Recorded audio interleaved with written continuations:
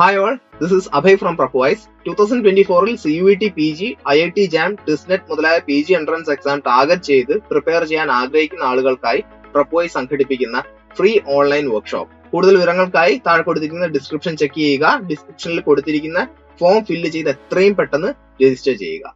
Hi all, welcome to Prepwise UG+. Prepwise UG+ലേക്ക് ഏവർക്കും സ്വാഗതം.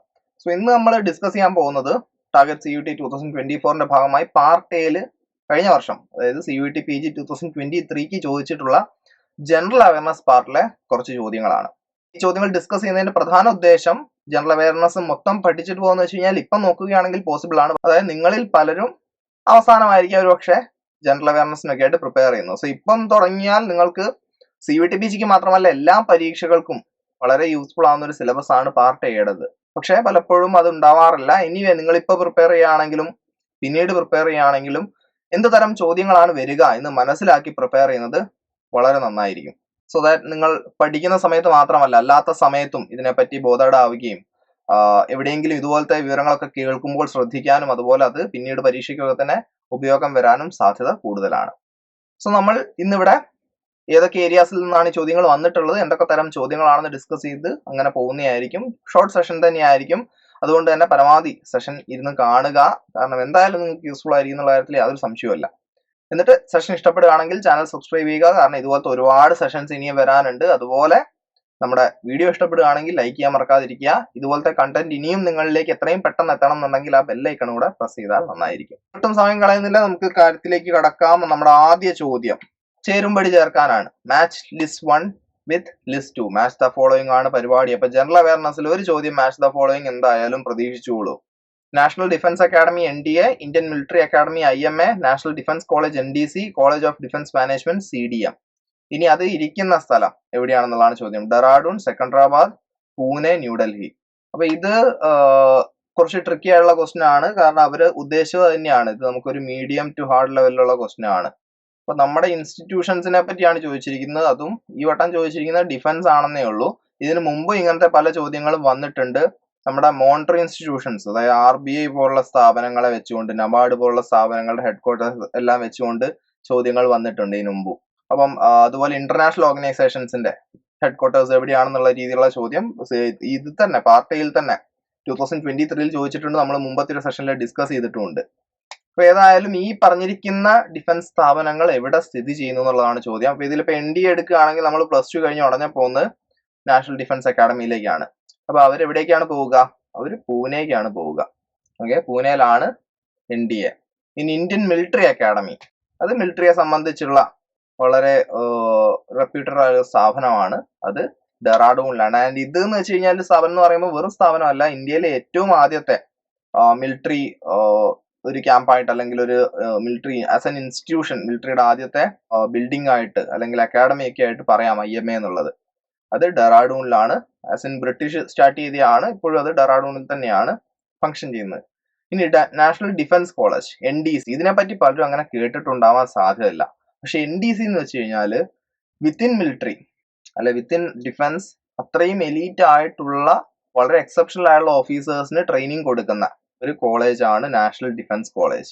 മറ്റ് രാജ്യങ്ങളിൽ നിന്നായിട്ട് ഏകദേശം 25ഓളം ഫോറിൻ കൺട്രീസിൽ നിന്നായിട്ട് അവിടുത്തെ എക്സ്പേർട്സ് ഒരു 25ഓളം ആൾക്കാരെ എല്ലാ വട്ടവും ഇവർ ട്രെയിൻ ചെയ്യാറുമുണ്ട്. അപ്പൊ അത്രയും റെപ്യൂട്ടഡ് ആയിട്ടുള്ള ഇൻസ്റ്റിറ്റ്യൂഷൻ ആണ്. ന്യൂഡൽഹിയിൽ ആയതുകൊണ്ടും പിന്നെ ഡിഫൻസിന്റെ കാര്യമൊക്കെ ആകുമ്പോൾ അങ്ങനെ എത്രത്തോളം പൊതുശ്രദ്ധ കിട്ടാതിരിക്കുന്നത് അത്രത്തോളം നല്ലതെന്ന് ചിന്തിക്കുന്ന ഒരു വിഭാഗം കൂടിയാണ് അല്ലെ. അപ്പൊ എങ്ങനെയാണെങ്കിലും NDC ഇന്ത്യയുടെ തന്നെ വൺ ഓഫ് ദി ബെസ്റ്റ് അല്ലെ ലോകത്തിലെ തന്നെ one of the best defence institution ആണ്, അല്ലെ ഡിഫൻസ് കോളേജ് ആണെന്ന് വേണമെങ്കിൽ പറയാം. സ്ഥിതി ചെയ്യുന്നത് ന്യൂഡൽഹിയിലാണ്. സോ ഇനി നമുക്ക് നോക്കാം. A3 ആണ് വരുന്നത്. സോ ഇവിടെ രണ്ടും A3 ആണ് വരുന്നത്. IMA, ഇത് രണ്ടുമാണ് ഏറ്റവും ഈസി നമുക്ക് കണ്ടുപിടിക്കാൻ പറ്റുന്നത്. അപ്പൊ ഇവര് അതാണ് ഞാൻ പറഞ്ഞ മീഡിയം ഹാർഡ് ലെവൽ ക്വസ്റ്റ്യൻ ആണ്. ട്രിക്കി ആക്കി തന്നെ അവർ ഇട്ടതാണ്. B1 അത് ഇവിടെ രണ്ടും സെയിം ആണ്. ഇനി C2 ആണ് ഓപ്ഷൻ എയിൽ വരുന്നത്. C2 ആണോ? അല്ല, C3 ആണ്. C4 ആണെന്ന് നമ്മൾ ഇവിടെ ഓൾറെഡി പറഞ്ഞു വെച്ചിട്ടുണ്ട്. പക്ഷെ ഇവിടെ C4 വരുന്നുണ്ട്. ഹെൻസ് ഓപ്ഷൻ B ആണ് കറക്റ്റ് ആൻസർ. അപ്പൊ ഇതിൽ D2 ഏതാണ്? College of defence management CDM എന്ന് പറയുന്നത് സെക്കൻഡറാബാദിൽ സ്ഥിതി ചെയ്യുന്ന ഇൻസ്റ്റിറ്റ്യൂഷൻ ആണ്. ഓക്കെ, അപ്പം ഓപ്ഷൻ B അല്ലെങ്കിൽ ഓപ്ഷൻ 2 ആണ് ഇവിടുത്തെ correct answer. Who among the following has been honored with Major Dhyan Chand Khel Ratna Award 2022? Sharat Kamal Achanta, Kashinath Singh, Ramchandra Shukla, Amar Kant. അപ്പൊ ഇതില് major Dhyan Chand Khel Ratna award 2022 നേടിയതല്ലേ, 2022 award നേടിയത് ആരാണെന്നുള്ളതാണ് ചോദ്യം. ഇദ്ദേഹത്തിന്റെ event table tennis ആണ്. അപ്പൊ ഇതും ഒരു sad state ആണ്. ഇതിന്റെ ഉത്തരം എനിക്ക് ഒന്ന് കാണുന്നതിൽ ഒരു 50% ആൾക്കാരെങ്കിലും എന്തായാലും അറിഞ്ഞിട്ടുണ്ടാവില്ല.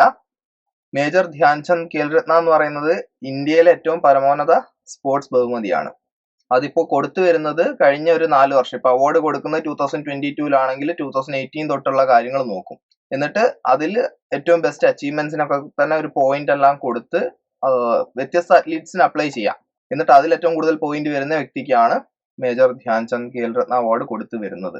അപ്പോൾ അത്രയും റെപ്യൂട്ടഡ് ആയിട്ടുള്ള ഒരു അവാർഡാണ് അത് ലഭിച്ചിരിക്കുന്നത്. ഒരു ടേബിൾ ടെന്നീസ് പ്ലെയറിനാണ്. കഴിഞ്ഞ 4 വർഷത്തെയും പെർഫോമൻസ് പരിഗണിച്ചുകൊണ്ടാണ് ആ അവാർഡ് കൊടുത്തത്. ആൻഡ് ദി അത്ലീറ്റ് ഈസ് അല്ലെ sports person is Sharath Kamal Achanta. Sharath Kamal അച്ചാന്തയാണ് കറക്റ്റ് ആൻസർ. ഓപ്ഷൻ എ ആണ് കറക്റ്റ് ആൻസർ. ഇനി കറക്റ്റ് സ്റ്റേറ്റ്മെന്റ്. ഇതും നല്ല ഡിഫിക്കൽട്ട് ക്വസ്റ്റ്യൻ തന്നെയാണ്, കാരണം ഈ ടോപ്പിക് പലർക്കും ഫെമിലിയർ ആവണമെന്നില്ല. ഓക്കെ, അപ്പൊ ഇത് കുറച്ച് ഹാർഡ് ആയിട്ടുള്ള ക്വസ്റ്റ്യൻ ആണ്. And it's about one of our institution. നമ്മുടെ ഒരു കൗൺസിൽ റിലേറ്റഡ് അല്ലെ പോളിസി ലെവൽ അല്ലെങ്കിൽ ഇപ്പം കോൺസ്റ്റിറ്റ്യൂഷൻ എന്ന് വേണമെങ്കിൽ നമുക്ക് പറയാം. കോൺസ്റ്റിറ്റ്യൂഷനും അതുമായി ബന്ധപ്പെട്ട കുറെ കാര്യങ്ങൾ നമ്മൾ പഠിക്കാൻ പറയാറുണ്ട്. അപ്പൊ അത് പഠിച്ചിട്ടുണ്ടെങ്കിൽ ഒരു പക്ഷേ കോൺസ്റ്റിറ്റ്യൂഷൻ എന്ന് പറയുമ്പോൾ നമ്മൾ പലപ്പോഴും പ്രൈം മിനിസ്റ്റർ പവർ ഒക്കെ തന്നെ നമ്മൾ നോക്കും. ആ പ്രൈം മിനിസ്റ്റർ എന്തിന്റെയൊക്കെ തലപ്പത്തുണ്ട്, പ്രസിഡന്റ് എന്തിന്റെയൊക്കെ തലപ്പത്തുണ്ട് എന്നുള്ള കാര്യങ്ങളൊക്കെ നമുക്ക് ഒരുവിധം കോൺസ്റ്റിറ്റ്യൂഷന്റെ കാര്യമായിട്ടല്ല ഞാൻ പറയുന്നത്, പക്ഷേ കോൺസ്റ്റിറ്റ്യൂഷൻ പഠിക്കുമ്പോൾ നമ്മളെപ്പോഴും നിർബന്ധമായും കവർ ചെയ്തു പോകുന്ന ടോപ്പിക്കാണ്. സോ അത് ചെയ്തിട്ടുണ്ടെങ്കിൽ ഒരു പക്ഷേ നിങ്ങൾക്ക് ഇതിന്റെ ഉത്തരം കിട്ടിയേക്കും. അപ്പോൾ NDCയെ പറ്റിയാണ് പറയുന്നത്, നാഷണൽ ഡെവലപ്മെന്റ് കൗൺസിലിനെ പറ്റി. നമുക്ക് 4 സ്റ്റേറ്റ്മെന്റുകൾ വായിക്കാം. The president is the ex officio chairman of NDC. The NDC was formed in 1952. The NDC was formed to associate the states in the formulations of the plan. Function of NDC was also to review security of borders of India. ഇതിൽ ഏതൊക്കെയാണ് correct എന്നുള്ളതാണ് ചോദ്യം. അപ്പൊ NDCയുടെ ചുമതലകൾ ഇവിടെ പറയുന്നുണ്ട്. എന്തൊക്കെയാണ് 2 ചുമതലകൾ പറയുന്നത്? ഒന്ന്, associate the States in the formulation of the plan. As A country നമ്മൾ പ്ലാൻ എന്തെങ്കിലും ഒന്ന് സെറ്റ് ചെയ്യുമ്പം അതിൽ എല്ലാ സ്റ്റേറ്റ്സിനും ഒരുപോലെ പങ്കുണ്ടെന്നും ഈ സെറ്റ് ചെയ്യുന്ന പ്ലാൻ എല്ലാ സ്റ്റേറ്റ്സിലേക്കും ഒരുപോലെ എത്തുന്നുണ്ടെന്നും ഉറപ്പാക്കാൻ ഉള്ളൊരു ബോഡിയായിരുന്നു NDC എന്നുള്ളതാണ് സ്റ്റേറ്റ്മെന്റ് 3. സ്റ്റേറ്റ്മെന്റ് 4 പറയുന്നത് എന്താണ്? ഇന്ത്യൻ ബോർഡേഴ്സിന്റെ സെക്യൂരിറ്റി കൂടെ റിവ്യൂ ചെയ്യേണ്ടുന്നൊരു ചുമതല NDCക്ക് ഉണ്ടായിരുന്നു എന്നുള്ളതാണ്. അപ്പൊ ഇതിൽ ഏത് കറക്റ്റ് ആണ്, ഏത് തെറ്റാണെന്നുള്ളത്. അപ്പൊ ഇത് വളരെ ഞാൻ പറഞ്ഞാൽ അറിയുന്നവർക്ക് മാത്രം ആൻസർ ചെയ്യാൻ പറ്റുന്ന ഒരു ടോപ്പിക് ആയിരിക്കും. സോ കോൺസ്റ്റിറ്റ്യൂഷൻ എന്നുള്ള ഒരു ടോപ്പിക് ഒക്കെ തന്നെ പരമാവധി കവർ ചെയ്ത് പോയി കഴിഞ്ഞാൽ വളരെ നന്നായിരിക്കും. അപ്പൊ ഇതിൽ ആദ്യ സ്റ്റേറ്റ്മെന്റ് തന്നെ തെറ്റാണ്. Ex officio chairman of NDC എന്ന് പറയുന്നത് പ്രൈം മിനിസ്റ്റർ ആണ്, പ്രസിഡന്റ് അല്ല.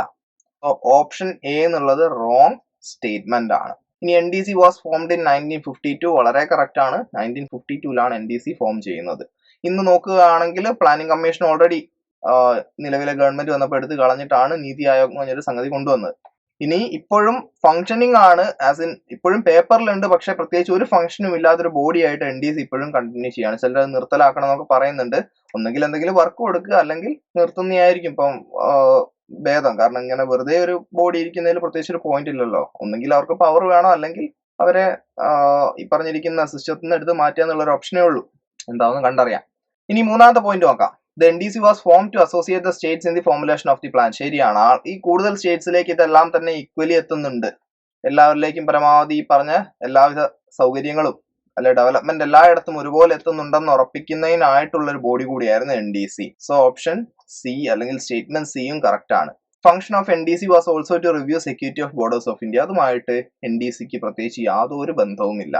സെക്യൂരിറ്റി ഒക്കെ തന്നെ മറ്റ് കൗൺസിലുകൾക്കും മറ്റ് ഡിപ്പാർട്ട്മെന്റുകൾക്കും ആംഡ് ഫോഴ്സുകൾക്കും ഒക്കെ ആയിട്ട് കൊടുത്തിട്ടുള്ളതാണ്. NDCയും ബോർഡേഴ്സും തമ്മിൽ പ്രത്യേകിച്ച് ഒരു ബന്ധവും. അപ്പോൾ ബിയും സിയുമാണ് കറക്റ്റ്. അപ്പൊ ഇനി നമുക്ക് ഓപ്ഷൻസിലേക്ക് വരാം. A and B only, B and C only, C and D only, A, B, D only. അപ്പൊ ഇതിൽ ബിയും സിയും വരുന്നതുകൊണ്ട് തന്നെ ഓപ്ഷൻ 2 ആണ് right answer. Who has been awarded the first prize in the National MSME Award 2022? അപ്പൊ ഇത് കുറച്ച് കൺഫ്യൂസിംഗ് ആണ്. ഇത് സ്റ്റേറ്റ് അവാർഡ്സും ഉണ്ട്, അല്ലാതെ കമ്പനികൾക്ക് MSMEയിൽ തന്നെ വരുന്ന മൾട്ടിപ്പിൾ എന്റർപ്രൈസുകൾക്കും അവാർഡുകൾ കൊടുത്തിട്ടുണ്ട്. പല കാറ്റഗറിയിൽ അവാർഡ് കൊടുത്തിട്ടുണ്ട്. അപ്പം വിച്ച് സ്റ്റേറ്റ് ഹാസ് ബീൻ അവോർഡഡ് എന്ന് ചോദിച്ചിരുന്നെങ്കിൽ കുറച്ചുകൂടെ പോയിന്റ് ഉണ്ടായിരുന്നു. താഴെ കൊടുത്തിരിക്കുന്ന സ്റ്റേറ്റ് ആണ്, ഒബ്വിയസ് ആണ്. പക്ഷേ ഈ ചോദ്യം വായിക്കുമ്പോൾ പക്ഷെ നമ്മൾ കുറച്ച് കൺഫ്യൂസ്ഡ് ആയി പോയേക്കും. എന്നിട്ടല്ല നമ്മൾ ഓപ്ഷൻസ് കാണുന്നത്. എന്തായാലും നാഷണൽ MSME അവാർഡ്, MSME എന്ന് വെച്ച് കഴിഞ്ഞതാണ് മൈക്രോ, സ്മോൾ, മീഡിയം, എന്റർപ്രൈസസ്, അതായത് ചെറുകിട വ്യവസായങ്ങളെ ബൂസ്റ്റ് ചെയ്യാന്നുള്ള ഉദ്ദേശത്തോടു കൂടി തുടങ്ങിയിട്ടുള്ള ഒരു മിനിസ്ട്രി ഒക്കെ ആയിട്ട് വേണമെങ്കിൽ പറയാം. അപ്പൊ അതിൽ ഏറ്റവും മികച്ച പെർഫോമൻസ് കാഴ്ചവെച്ച സംസ്ഥാനത്തിനാണ് ഈ അവാർഡ് നൽകിയിരിക്കുന്നത്. ഇതല്ലാതെ ഈ MSME ആയിട്ട് പൊന്തി വന്നിട്ടുള്ള മറ്റ് ചെറിയ ചെറിയ കമ്പനീസും അവരുടെ ഒരു പെർഫോമൻസ് വെച്ചുകൊണ്ട് വ്യത്യസ്ത കാറ്റഗറികളിലായിട്ട് വ്യത്യസ്ത അവാർഡ്സ് കൊടുത്തിട്ടുണ്ട്. അപ്പൊ ഏതായാലും ചോദ്യത്തിനുള്ള ഉത്തരമായിട്ട് അസമാണോ, ഒഡീഷയാണോ, ഗുജറാത്ത് ആണോ, ഉത്തർപ്രദേശ് ആണോ, ഏതാണ് കറക്റ്റ് ആൻസർ? സെക്കൻഡ് സ്ഥാനത്ത് വന്നത് ബീഹാർ ആയിരുന്നു. ഒന്നാം സ്ഥാനത്ത് ഓപ്ഷൻ ബി ഒഡീഷയാണ് വന്നത്. അപ്പൊ ഇതൊക്കെ ഒന്ന് ഓർത്തു വെക്കുക. 2023 MSME അവാർഡ്സ് ഉണ്ടെങ്കിൽ 2024 ഒരു പക്ഷെ ചോദിച്ചേക്കാം. ഇത് is related to current affairs. Current affairs എന്ന് പറയുമ്പോൾ ഒരു 6 to 12 months ഒക്കെ നമുക്ക് കണക്കാക്കാം. 6 to 9 months ഒക്കെയാണ് പൊതുവെ, പക്ഷെ എന്തായാലും ടു ബി സേഫ് ഇപ്പൊ സമയമുണ്ട്, അതുകൊണ്ട് തന്നെ 6 to 12 months ആയിട്ടുള്ള കാര്യങ്ങളൊക്കെ നോക്കണം. അതായത് അടുത്ത മെയ്യിലാണ് പരീക്ഷ നടക്കുന്നതെങ്കിൽ ഈ മെയ് തൊട്ടുള്ള കാര്യങ്ങൾ നോക്കുന്നത് നന്നായിരിക്കും. ISRO successfully put 3 satellites of which country into space orbit with PSLV C53? PSLV C53 use ചെയ്തുകൊണ്ട് ISRO ഏത് രാജ്യത്തിന്റെ 3 സാറ്റലൈറ്റ്സ് ആണ് സ്പേസിൽ എത്തിച്ചതെന്നുള്ളതാണ് ചോദ്യം. USA ആണോ, സിംഗപ്പൂർ ആണോ, ബ്രസീൽ ആണോ, സ്പെയിൻ ആണോ, ഏതാണ് കറക്റ്റ് ആൻസർ? അപ്പൊ ഇതില് NSIL എന്ന് പറഞ്ഞിട്ട് ISROയുടെ ഒരു കൊമേഴ്ഷ്യൽ വിങ് ഉണ്ട്.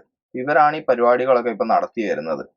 ന്യൂ സ്പേസ് നമ്മൾ കറണ്ട് അഫയേഴ്സിലൊക്കെ പലവട്ടം പറഞ്ഞിട്ടില്ലേ, ഇന്ത്യ ലിമിറ്റഡ്. ഈ ന്യൂ സ്പേസ് ഇന്ത്യ ലിമിറ്റഡ് ആണ് ഈ പരിപാടി ഒപ്പിച്ചിട്ടുള്ളത്. ആസ് ഇൻ ഈ PSLV C53 ലോഞ്ച് ചെയ്തിരിക്കുന്നത്. അപ്പൊ ഏത് കൺട്രിയുടെ 3 സാറ്റലൈറ്റ്സ് ആണ്? അപ്പൊ 3 സാറ്റലൈറ്റ്സ് 3 വ്യത്യസ്ത ഉദ്ദേശങ്ങളോട് കൂടി തന്നെ. അതിലൊന്ന് സിംഗപ്പൂരിലെ ഒരു പ്രധാനപ്പെട്ട യൂണിവേഴ്സിറ്റി NSU എന്ന് പറഞ്ഞ യൂണിവേഴ്സിറ്റി രൂപകൽപ്പന ചെയ്ത് ഫംഗ്ഷനിങ് ആയിട്ട് തന്നെ ഇപ്പോഴും ഉള്ള ഒരു സാറ്റലൈറ്റ് ആണത്. അതൊരു വലിയ കാര്യം തന്നെയാണല്ലോ. നമ്മുടെ ഒരു യൂണിവേഴ്സിറ്റി ഒരു സാറ്റലൈറ്റ് ഉണ്ടാക്കി വിടുന്ന കാര്യം ഒന്ന് ആലോചിച്ച് നോക്കുക. അപ്പം അത്രയും അടിപൊളി യൂണിവേഴ്സിറ്റി ആണ്.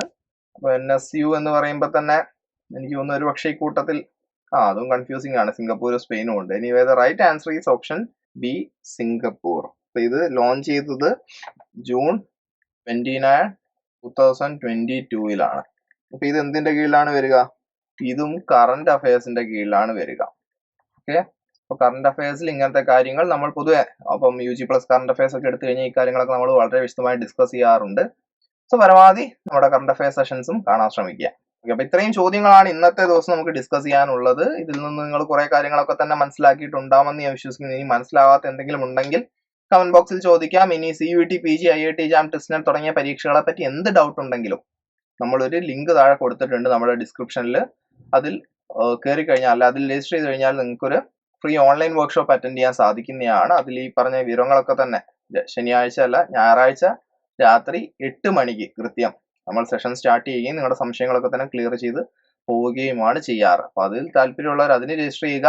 ഇനി UG+ പറ്റി കൂടുതൽ അറിയുന്നതിനായിട്ട് prepwise.in എന്നുള്ള സൈറ്റിൽ കയറുക, UG+ എടുക്കുക. നിങ്ങൾക്ക് അറിയേണ്ടുന്ന എല്ലാ കാര്യങ്ങളും, നിങ്ങൾക്ക് ആവശ്യമായിട്ടുള്ള ഒരുപാട് ഫ്രീ മെറ്റീരിയൽസും നിങ്ങൾക്ക് UG+ൽ അവൈലബിൾ ആണ്. സോ കൈൻഡ്ലി വിസിറ്റ് ആ സൈറ്റ്. അതുപോലെ ഇനി UG+ന്റെ കോച്ചിങ് പ്രോഗ്രാമുകളെ പറ്റി, വ്യത്യസ്ത പാക്കേജുകളെ പറ്റി, ഇപ്പം 2 പരീക്ഷയൊക്കെ ഒരുമിച്ച് പ്രിപ്പയർ ചെയ്യുന്നവരുണ്ടാവില്ലേ, ടെസ്റ്റ്നെറ്റ് പ്രിപ്പയർ ചെയ്യണം, CUET, PG പ്രിപ്പയർ ചെയ്യണം, അങ്ങനെയുള്ളവർക്കൊക്കെ ആയിട്ടുള്ള സ്പെഷ്യൽ പാക്കേജസ് ഒക്കെ തന്നെ UG+ൽ അവൈലബിൾ ആണ്. കൂടുതൽ വിവരങ്ങൾക്കായിട്ട് ഡിസ്ക്രിപ്ഷനിൽ കൊടുത്തിരിക്കുന്ന ഞങ്ങളുടെ അക്കാഡമിക് കൗൺസിലറുടെ നമ്പറിൽ വിളിച്ച് സംസാരിക്കാവുന്നതാണ്. ഒരിക്കൽ കൂടെ സബ്സ്ക്രൈബ് ചെയ്തില്ലെങ്കിൽ ഇതുപോലത്തെ സെഷൻസ് ലഭിക്കുന്നതിനായിട്ട് ദയവായി സബ്സ്ക്രൈബ് ചെയ്യുക, ബെല്ലൈക്കൺ അമർത്തുക. സെഷൻ ഇഷ്ടപ്പെട്ട് കഴിഞ്ഞാൽ ലൈക്ക് ചെയ്യാനും മടിക്കാതിരിക്കുക. മറ്റൊരു സെഷൻ വേണ്ടി നമുക്ക് വീണ്ടും കാണാം.